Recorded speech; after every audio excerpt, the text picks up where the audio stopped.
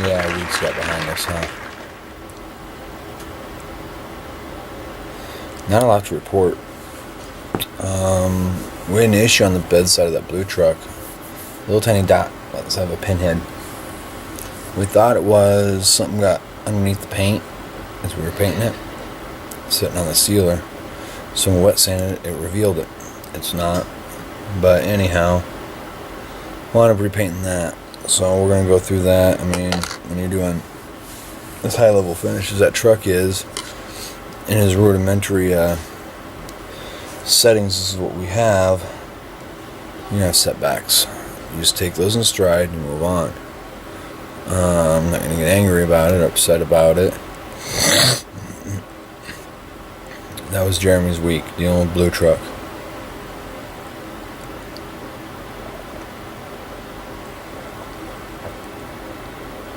It has overburdened us at this point.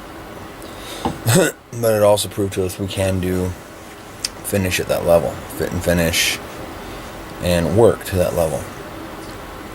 That's nice.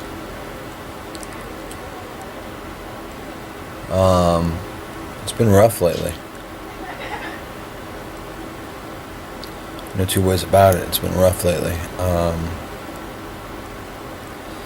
The thing I'm really tired of is finding people that want something for nothing. You can pick those guys out of the crowd and tell them where to go. And you can be polite about it and you can be appropriate about it without debasing yourself.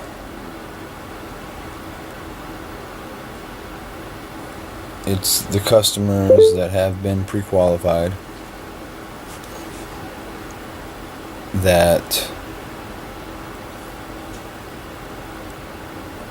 are taking and dropping off deposits and doing anything they're supposed to.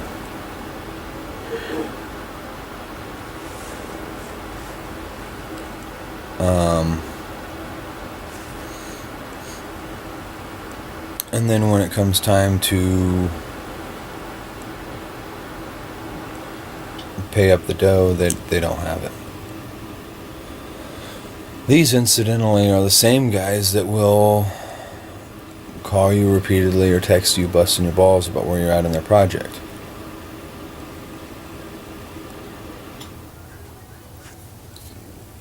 Tired of it. We had a reasonable payday last week. What should have been a reasonable payday last week. One project didn't get touched. It was a car lot. Shitty little job, grind it down, mud it up and paint it. Dude wanted to give me static about the deposit, so it sat. You know, I never have a problem getting the money out of this dude, but procedures are procedures.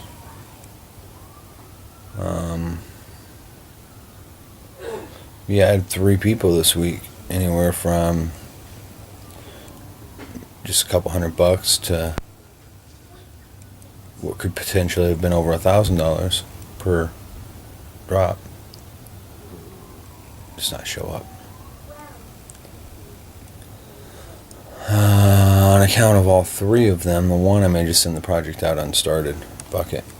Done deal. It's a car lot job. We'll lose the work permanently if we do this, but I don't know. It's worth it. We do work. We've done work for the guy for years, and we don't hate him.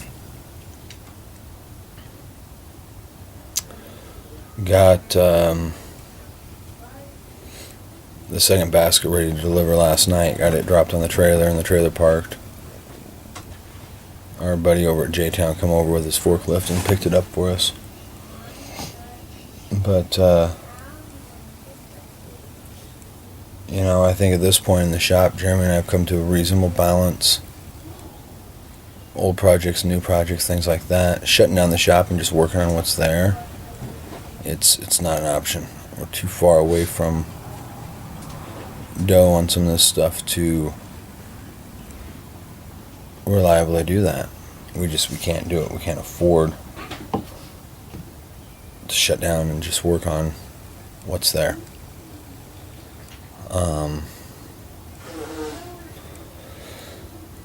Which is disappointing. I mean, I'd love to be able to shut it down and work on what's there and ignore the rest of the world. We just can't. It's not fiscally even close to reasonable. We have to be able to juggle some things. We have to keep 3 or 4 balls in the air at a time.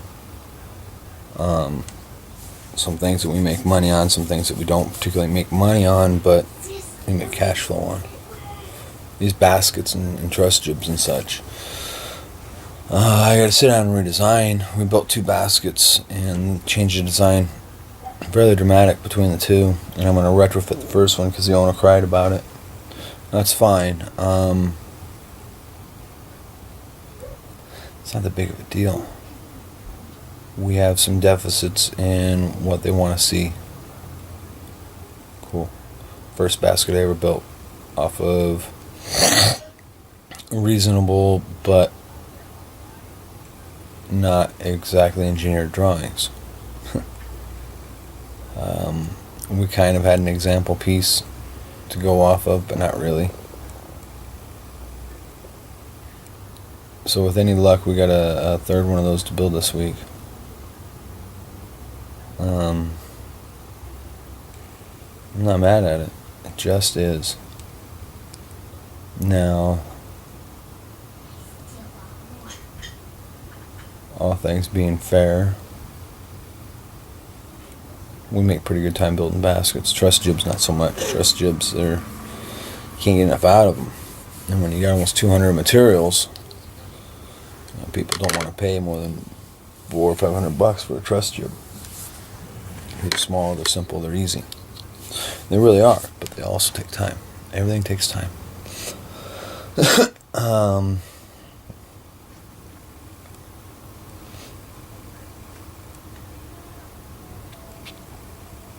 68 Chevelle's hanging out.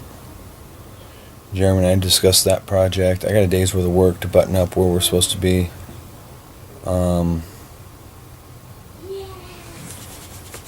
Because of the issues I just discussed, I was going to bring it in Monday and just knock it out, get it done. But I think it's just going to sit. We're working on other things that will get us closer to projections we need to be at. I've been doing the more hours. That works. It does. I get into the shop between 7 and 8, and I'm usually there till 6:30. No, I'm not working around the clock, around the calendar. It's just not reasonable to ask that of anybody. I did that for a number of years. And whereas the money does come, you end up throwing away inordinate amounts of money just solving issues, minor issues, big issues, whatever issues. You're in a bad habit of throwing money at issues instead of getting out in front of them. It's not about what you make, it's about what you keep. We got to get to a point where we're making enough that we can keep some of it, though. That's our next problem. Everything in the world seems pretty mellow, I suppose.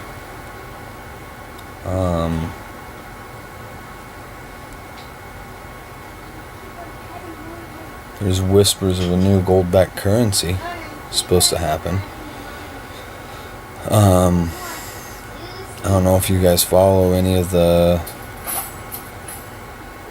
financial aspects of the world, but a gold-backed currency would it would be a game changer at this day and age. I think there's several countries that would crumble, this one being one of them.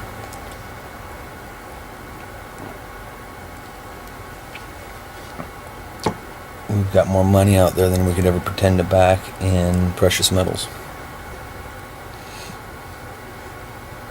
It's a fiat dollar.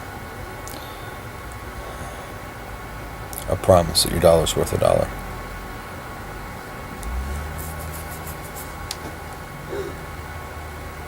That could be interesting. Fuel went down here. Fuel went down. I hear from several people around around the map that fuel's gone down in their locales too, which is pretty exciting. It started going back up. It was down to 289 here, and 284, 283, 284 in other places. The weird, every town's got that one little spot that's got gas for a nickel less than everybody else. And then it bounced up to 299 again Thursday or Friday. But it hasn't been under $3 here in so long. It's kind of what we're doing. We're looking at another prospect that looks just to be amazing and fun and potentially lucrative. We're going to see about it. We're going to try to get some money together for a couple prototypes and start selling them. Or, I don't know. I want to get good drawings together and get a good spread on the cost. But I think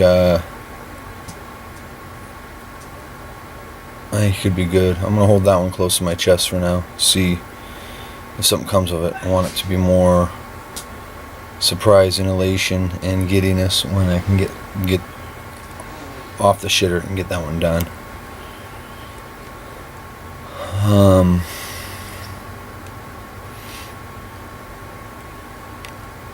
That was our week. Finished up a basket Monday, got it delivered. Built a basket this week, got it ready to deliver by Friday, which was a farce. I should have been able to deliver it. Should have been able to deliver it at the latest Thursday. What do you do?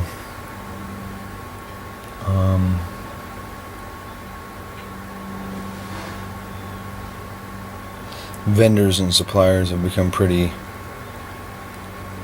disenchanted by it lately too. Just not real happy with the whole spread.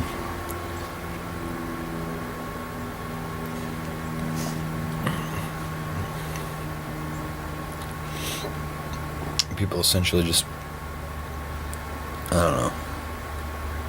Too many liars in this world. How's that? Alright, so Monday I'm going to start the big footage, teardown footage of the 66, I think. I'll get the bumpers off of it and some other things, but I got to get it up in the air. I'm going to get it up in the air so that we can see what's going on with the frame and the sheet metal, undercarriage sheet metal. We'll see. I'd like to get the frame taken care of and then figure out what's going on in the trunk and wheel arch areas, wheelhouse areas. You can get the owner in on that. That, I think, is probably going to be prime deal. May get this car done. I don't know. Dude's probably going to show up yelling at me Monday, and I will probably just give him his keys and tell him to fuck off. No deposit, no work. Because everybody else stiffed us, we were left where we couldn't even get the paint for it. The paint's a nominal expense. Fiberglass is nominal expense, but when you haven't got it, it might as well be $1 million.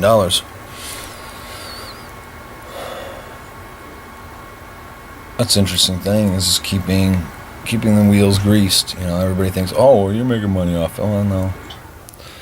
And not always. It's like that car, I would have all went to materials, but I would have bought an overage of material.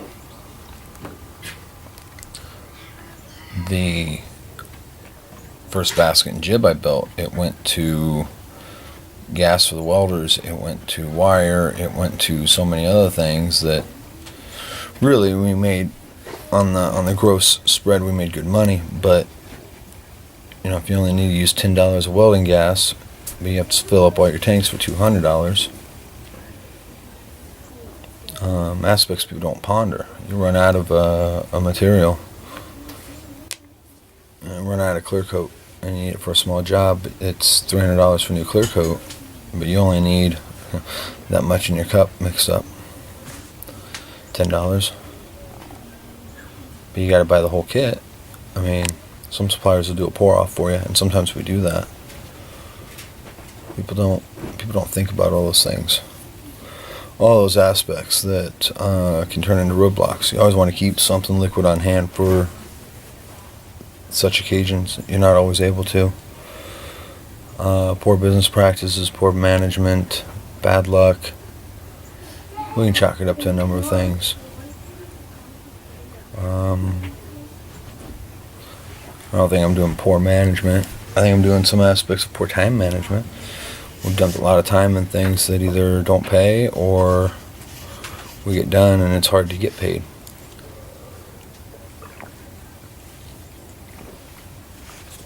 But if you commit to that job, you got to do it, right? As young as our shop is, we can't really afford to alienate people. Shit, what do we got? We got elections going on here. I've heard 3 local candidates for this, that, or the other that weren't just attacking everybody else. And there's a lot of political ads on the radio. I don't really watch TV. We watch streaming stuff and fuck the commercials. Hulu's got commercials, I suppose. But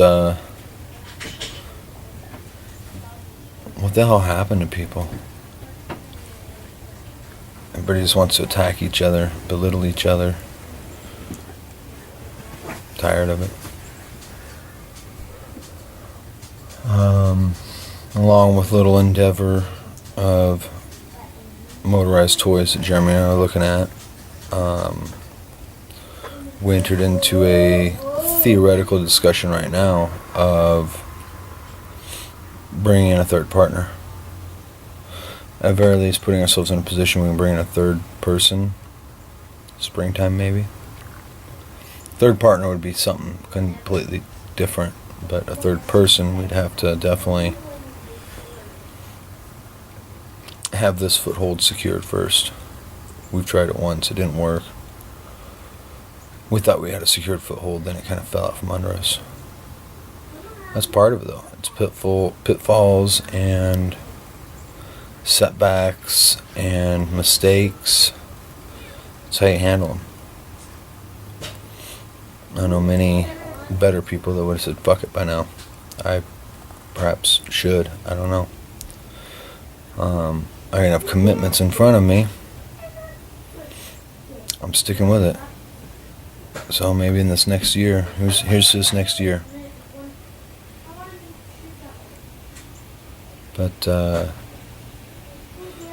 yeah, all's pretty quiet over here. I'll chat with you folks later.